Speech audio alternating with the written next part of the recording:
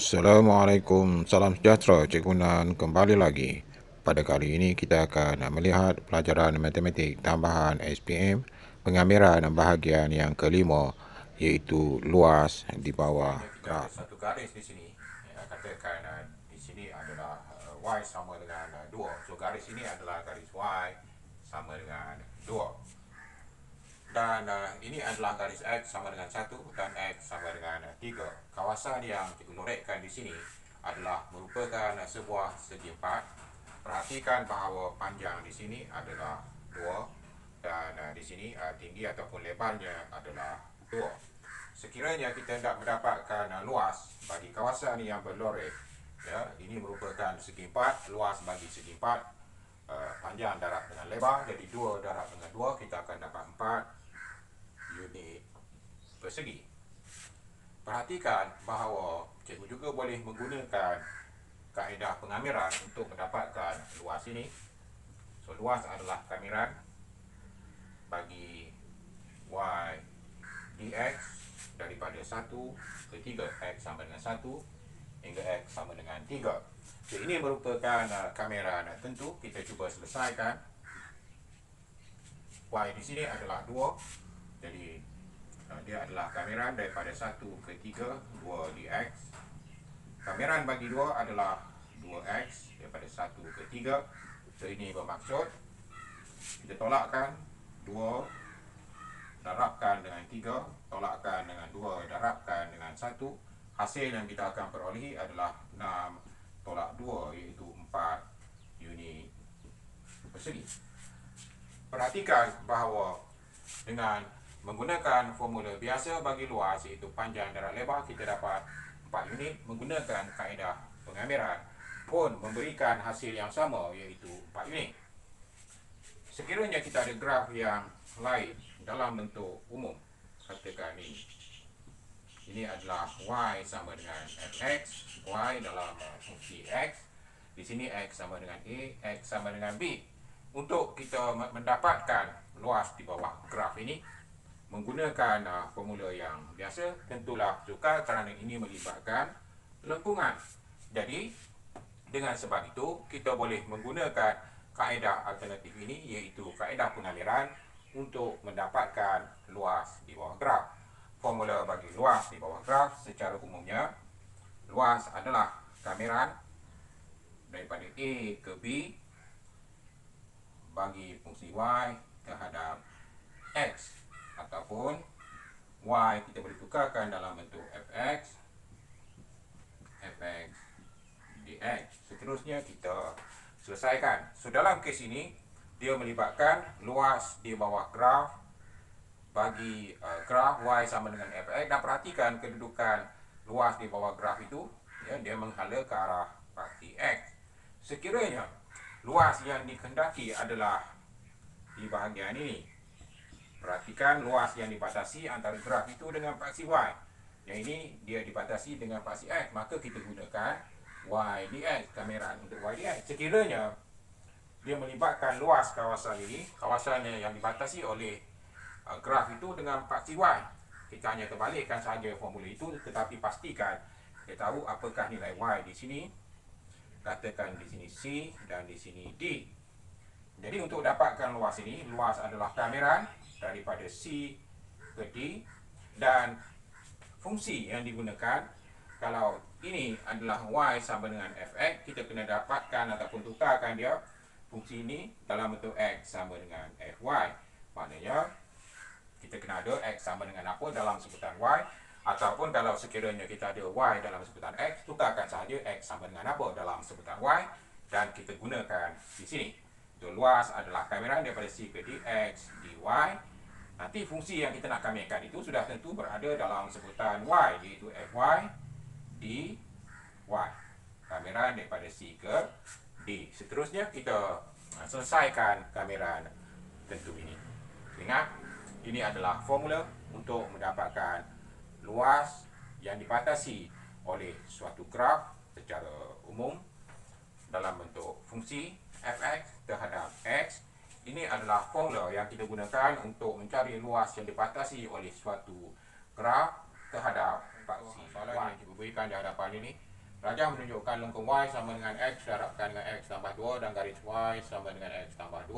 Hitung luas kawasan yang berlorek. Jika kita perhatikan di sini, kita boleh bahagikan kawasan itu kepada dua bahagian, iaitu bahagian atas dan bahagian bawah. Untuk bahagian atas kita tandakan sebagai kawasan yang pertama. Sekiranya kita lakukan kameran daripada negatif 2 ke 0, kita akan dapat luas di bahagian ini dan kita kamerkan fungsi Y sama dengan X tambah 2.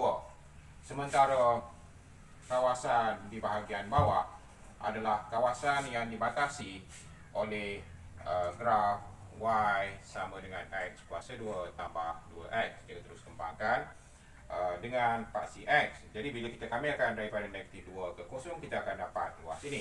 Hasilnya nanti kita akan tambahkan untuk mendapatkan luas di bawah graf.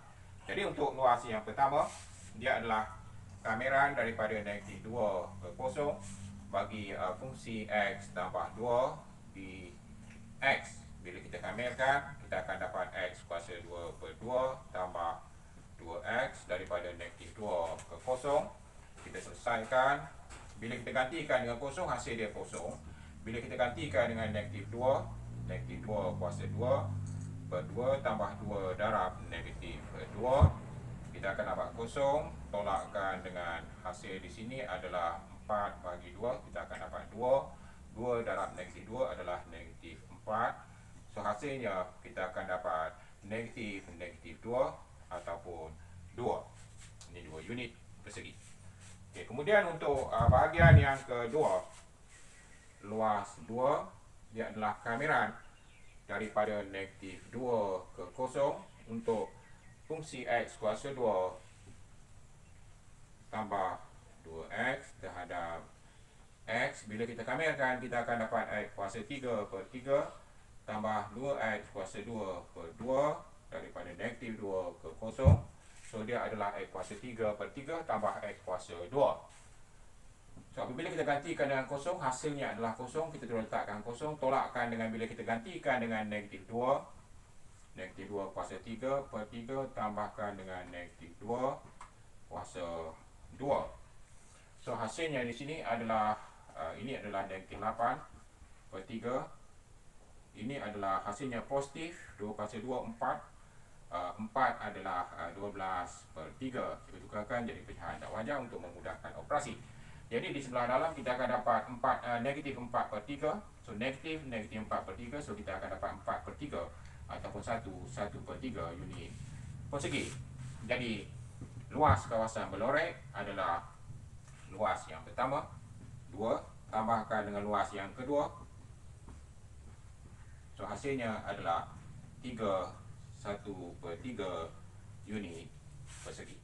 Dalam contoh yang sebelum ini, kita dapati salah satu daripada kawasan, iaitu kawasan yang kedua. Apabila kita kamerkan, kita dapat nilai yang negatif. Nilai yang negatif ini menunjukkan bahawa kawasan itu berada di bawah pada paksi X. Dan akhirnya cikgu positifkan sebab luas adalah merupakan kuantiti skala, dia adalah menilai positif.